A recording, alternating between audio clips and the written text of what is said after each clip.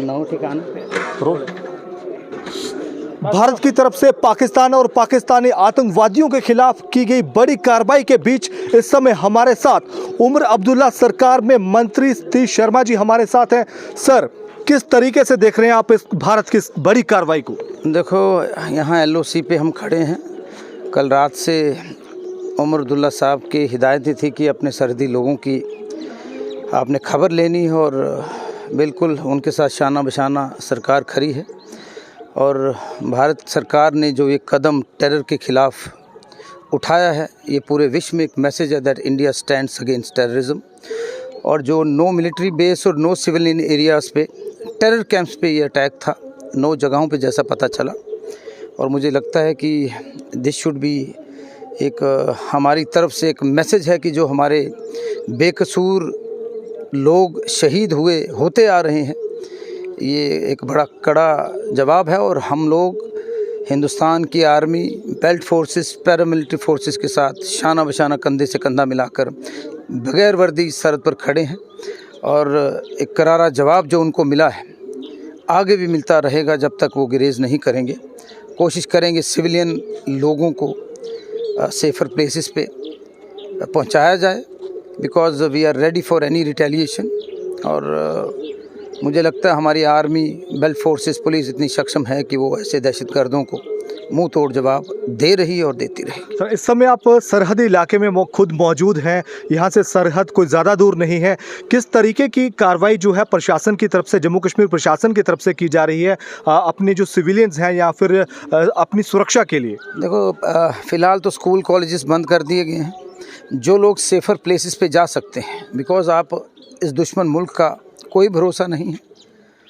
आगे भी हमने 99 आई रिमेंबर 26 ईयर्स अगो यहीं पे हम खड़े रहे, हमारे पिताजी यहीं रहे तमाम शेलिंग के दौरान। तो हमें भी लगा कि इस वक्त हमें अपने लोगों में होना चाहिए। सुबह से 5-6 बॉर्डर पंचायतें कवर की हैं, लोगों का हौसला देखा है।